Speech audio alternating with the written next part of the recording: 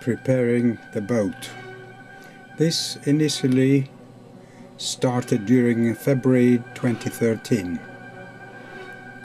Baltimore was on the horizon for 2013, so Bill came around to give me a hand with all the baits at the top of the mast and fitting the self-tailing priming winches. Part of the Windex went overboard, hence Bill's tip. Basil told me that this is as warm as the Mediterranean in the summer. And he said, I assure you I'm telling the truth. Yeah. If you believe that, you believe anything.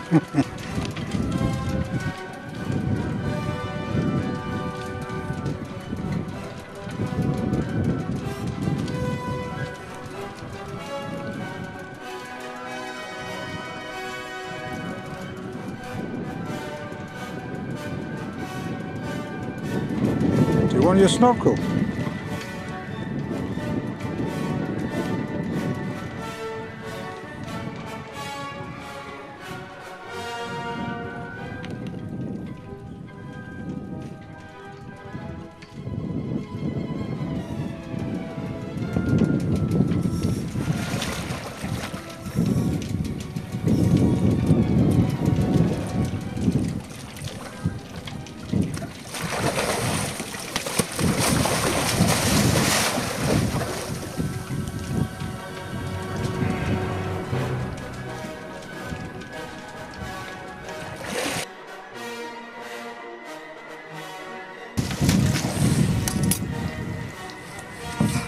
That was quick, Bill.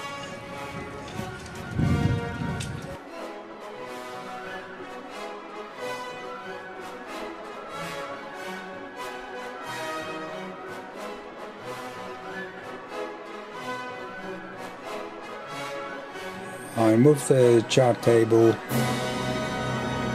stainless steel mast support, grab handle from bulkhead to bulkhead, cage, radar,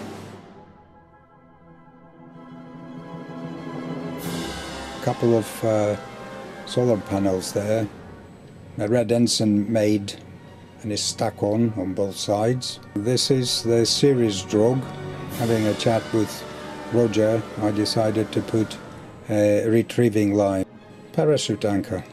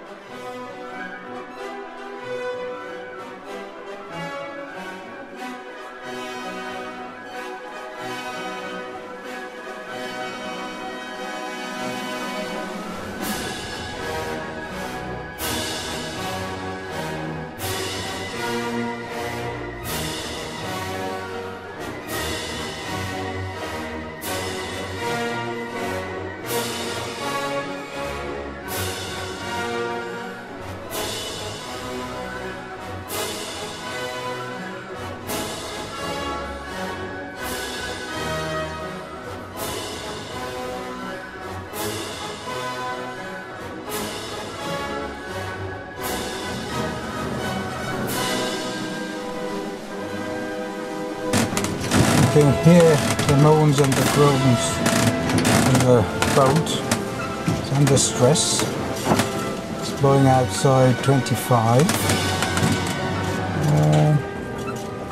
There's 3 reefs on the main. There's about 12 rolls on the jimmer. That's the highest I've ever put. Set up really for 20. You can take up to about 28, I think. It keeps on going a bit over the top, like 6.6 and whatever, which is only momentarily, but I don't like it.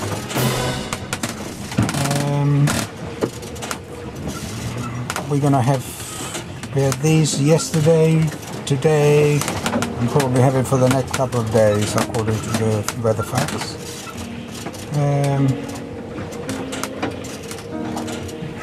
There is a high the other side of the Azores, probably in between the mainland and the Azores.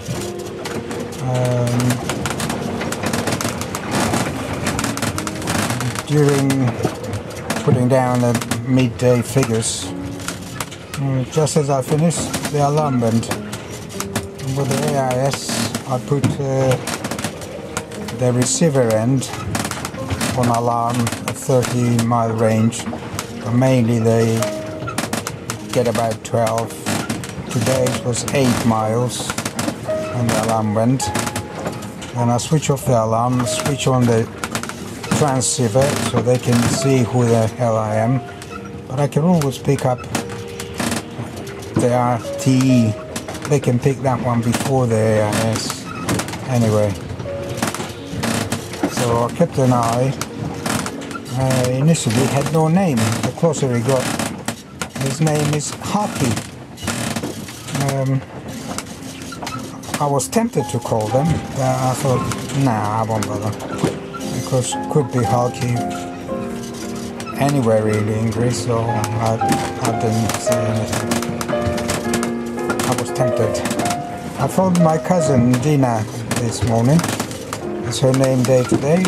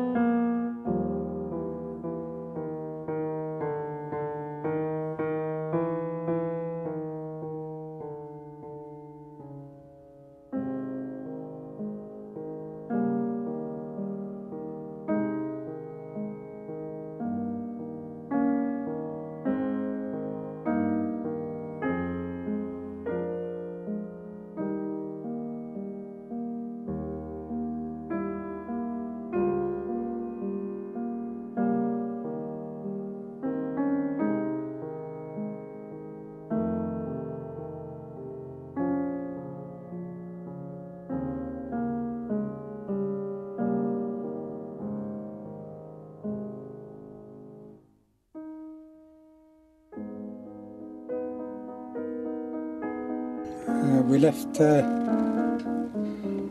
Punta Delgada this morning and 8:30. There's hardly any wind there. Came out, we picked up a bit of wind northerly and eventually backed all the way to the south. And at present we're doing very little. And it goes from the starboard quarter to the port quarter. Now it is 60 degrees off the port bow and the strength is under 5. It's very hot, it's very humid. I don't feel hungry at all, I don't want to have any lunch. I had a peach and a pear. Some lovely cheese that I bought from the shop last night. And a bit of bread, and that's it really. And I keep on having fluids. I took the top off earlier on. 20 minutes, put it back on again because I'll be bad if I didn't do that. My legs are okay, I can do that. So it's going to be a very slow reintroduction again. You can see where we are. We passed Pico and Fayal. We're heading west and a bit south at times and a bit north at others.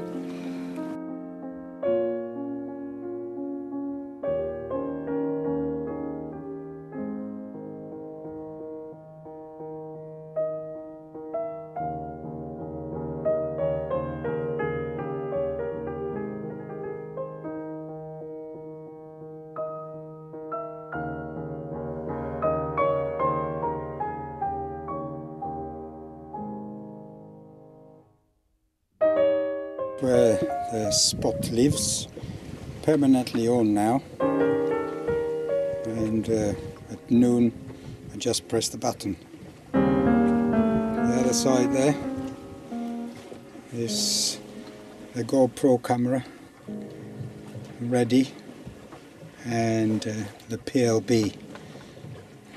I always wear it when I see whales as my life jacket.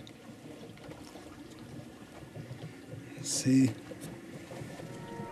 the wind, if you can read, is 775.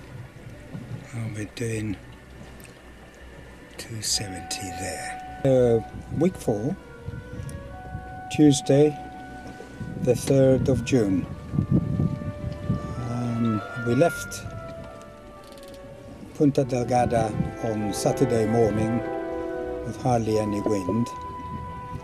Struggled for quite a few hours, and eventually we get some wind during the day,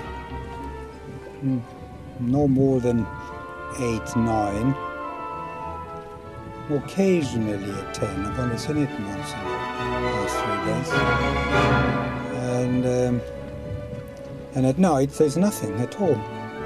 Last night it was the worst one. It must have been coming up every hour or so. I keep on changing sails. Eventually I rolled the jar and went down, came back up, put it back on again. And early in the morning, I suppose it was 6 our time, when I came up, it was absolutely black clouds everywhere, and I thought, oh God, we're going to get a blow. I could see the rain in the distance, so I put a riff in the put riffs in the main, so I was okay there, and had breakfast. Because I was so tired, I went to sleep. Got up at 10 BST, and it was okay. Everything went behind us, so took the reef off. And we're doing quite well. We just had a display by the dolphins. There was a mum with a baby. That was quite nice. By the time I went to get the GoPro, it disappeared. But I've got a lot of dolphins. You see them every day, and they put a nice display.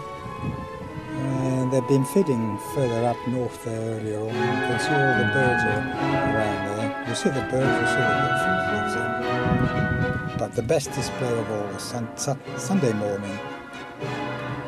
The whales. Oh God, that was just like you see on the films. They're huge, spewing, massive. Everything was superb. It was very early in the morning, not quite bright enough. Plus, they were not so close, thankfully. And so I only watched and I didn't film. But it was those big, huge whales, and the tails were flying up, and they were jumping out of the water. It was very nice indeed.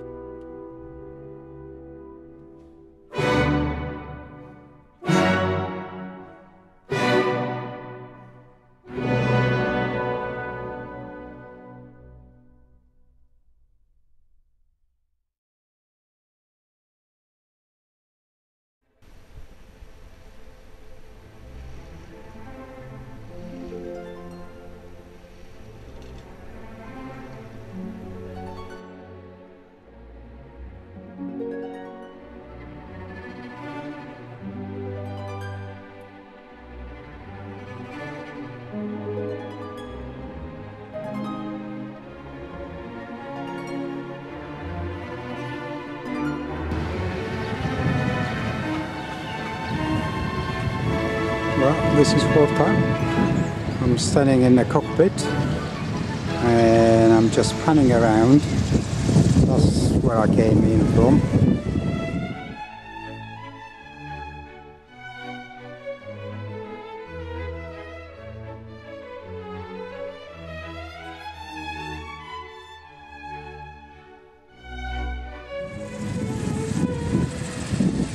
And that's Olaf's boat here, Beaver. And there is Olaf himself.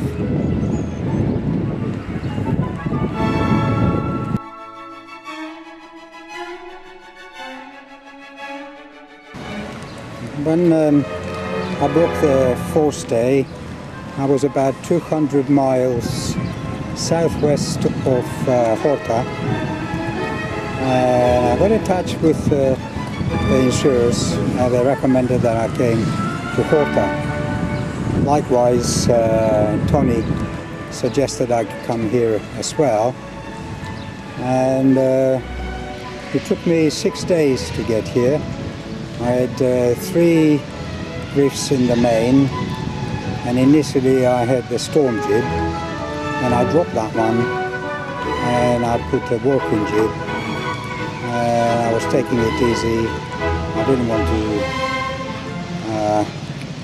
to lose the mast. I had put in the inner forestay, and on that was the one that I hanged on the storm jib, and then the working jib. Got a tan working jib, which is a bit bigger than a storm jib. It's okay. I got another one much bigger, but I wasn't going to take a risk. And after a few days, the wind kept on dropping, and eventually we were becalmed.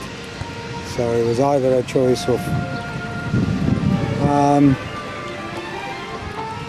sitting it out and waiting, or putting the engine on, which I thought it was the better choice. And I motored for about 28 hours at a low speed, 2.8. Sometimes I was getting a bit tired and I would put it to 3.5. And I think when I was very, very close, I went to as high as 4.5. And I think I took a photograph of the chap photo in the dash of 4.5 there. Came in on Monday morning, saw Duncan, and when they took the pit apart, they found that they had to manufacture the rod with a left-handed thread. So I'm expecting them today is Wednesday, by the way, and I'm expecting them to come and complete the whole thing. And so on Monday, Tuesday, Wednesday night, 3 nights here, and I might go tomorrow if I get a nice piece of wind. It's picking up just now, but yesterday was a local holiday, so everything was up, so there was nothing happening. I watched the football match, which was one of the good parts of being here. I watched the Holland one. Yesterday I watched the Italian one and the Greek one. They wouldn't have the British one. They wanted to watch the Italian, but the Italian was anyway. Didn't really matter. And the Greeks won 2-1 yesterday. There are 4 matches today again. And well, one is starting now. Local time will be 4 o'clock, 4 p.m. here. UK time is 5:05. So that's how it stands. And I believe Andy Lane was in Flores, and he probably is on his way here. But I checked with the marina office and he hasn't arrived yet. So I did leave a message to tell them that if he does come, I am here just at the top of the end of a pontoon next door to Olaf. It's a nice boat he has. He's single-hander from Germany, from Berlin. Okay.